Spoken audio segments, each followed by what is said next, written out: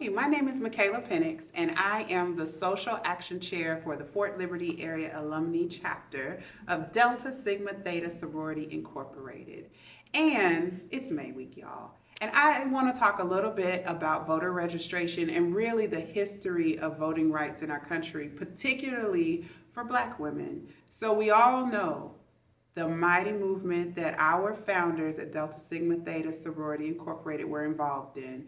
Our proud moment was in March of 1913 when our founders, marched as part of the Women's Suffrage March. But there was some work that happened before then. We had lots of Black feminists and suffragists who were working on our behalf in the late 1890s. Names you might remember, like Harriet Tubman and Sojourner Truth. They were working on our right to vote, and they had a lot of allies outside of the Black community and within the Black community. So it's no odd occasion that our founders were right there in the movement to make sure that their voices were heard. And I think what we need to remember is that when our founders marched in the suffrage movement, it wasn't comfortable. This was not a parade that was great and where they were very welcome. Instead, this was an opportunity for them to stand up for the right that they knew they may not themselves ever get to enjoy.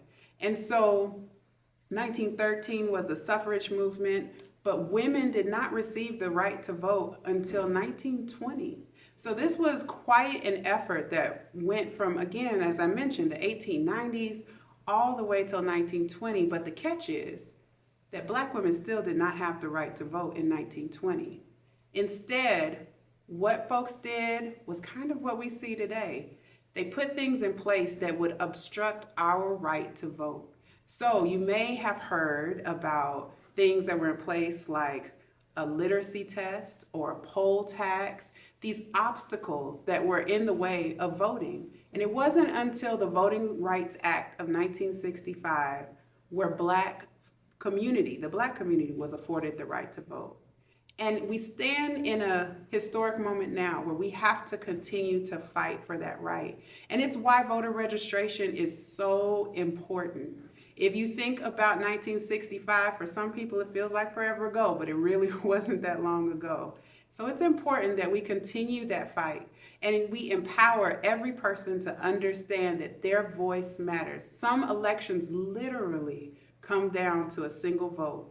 And for anybody that's interested in football or sports, it's a game of inches and not miles. We need everybody out there registered and ready to vote. So make sure you have your appropriate voter ID, make sure you know where you're going to vote, and if you need some tools, we have a voter plan ready for you. We need everybody at the polls, and we're looking forward to supporting you and making sure we have a successful 2026 midterm election.